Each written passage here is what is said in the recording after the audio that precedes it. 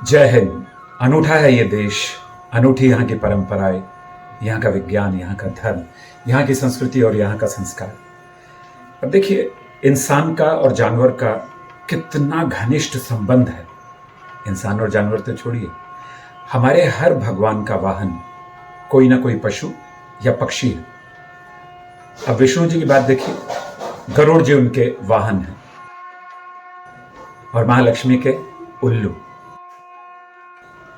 और मां सरस्वती हंस, मां दुर्गा शेर। शिव जी के परिवार में आ जाएं तो सबसे पहले गणपति की बात करें, मूषक जी महाराज। उनके दूसरे जो पुत्र हैं कार्तिकेय, मयूर जी यानी मोर, और शिव जी के स्वयं जो वाहन हैं वो है नंदी जी महाराज। लेकिन पृथ्वी पर जन्म लेने के बाद में राम जी और कृष्ण जी के कोई वाहन नहीं है। उनको पशु पक्षी प्रिय बहुत हैं, जैसे कृष्ण जी को मयूर पंख और गैया, और राम जी को सभी पशु पक्षी। मेरा भी बड़ा सौभाग्य है, क्योंकि इस पृथ्वी पर जन्म लेने के बाद भी मुझे एक ऐसा साथी दे दिया। राम जी के परम भक्त, परम अनुयायी हनुमान वीर बजरंगबली ने अपना ही दूत भेज दिया, रेंचो।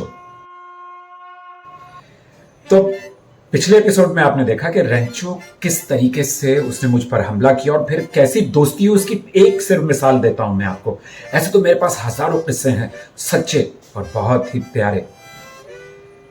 इतना चालाक, इतना चतुर है वो मेरा मित्र रेंचो, कि जब हमारी दोस्ती हो गई तो वो जैसे ही चेन्नई से आता था तो मेरे होटल में आकर सबसे पहले मेरे दरवाजे पर खटखट करता था, और फिर आकर मुझसे चिपक जाता था, और फिर हमें छुड़ाना पड़ता था क्योंकि वो हटना ही नहीं चाहता था। अब एक ऐसी चीज बताता हूं जिसमें आपको बड़ा मजा आएगा, क्योंकि बंदर की नटखटाहट, जो उसकी चंचलता है, जो शैतानी है, वो आपको पता चल जाएगी। हम दोनों साथ में खाना खाते थे। लंच में मैं अपने कमरे में अपनी वैनिटी में चला जाता था, मेरी प्लेट और उसकी प्लेट आ जाती थी। अभी मेरी प्लेट में क्या खाना होता था मैं आपको बता देता हूं। स्टीम वेजिटेबल्स और कुछ ड्राई फ्रूट्स और कुछ फ्रूट्स। उसमें कुछ मिठाई होती थी, और मिठाई में दूध की बनी हुई मिठाई नहीं होती थी। मिठाई होती थी जैसे कि खजूर है, किशमिश है, मुनक्का है, अंजीर है, इस तरीके से, और मीठे फल हुआ करते थे। तो वो हर दिन दोपहर के खाने में कुछ ऐसा करता था कि मेरा ध्यान बटे, और वो जल्दी से मेरा कोई फ्रूट या ड्राई फ्रूट ले लेता था। उबली हुई सब्जी नहीं लेता था। ड्राई फ्रूट्स पर बड़ा दिमाग रहता था, उसके बादाम मिल जाए, काजू मिल जाए, खजूर मिल जाए, या फिर उसको अखरोट मिल जाए। तो ऐसी शैतानियों वाले रेंचो को, राजा के रेंचो को, न मैं भूल सकता और ना ही आप। तो इसी तरह से मोहब्बत हम सबकी हमारे परिवारों में एक दूसरे के साथ, पड़ोसियों के साथ, दोस्तों के साथ, देश में बढ़ती रहे। हम एक दूसरे का छीन कर नहीं, मस्ती में खा जाएं, अपना थोड़ा सा बांट दें सामने वाले को।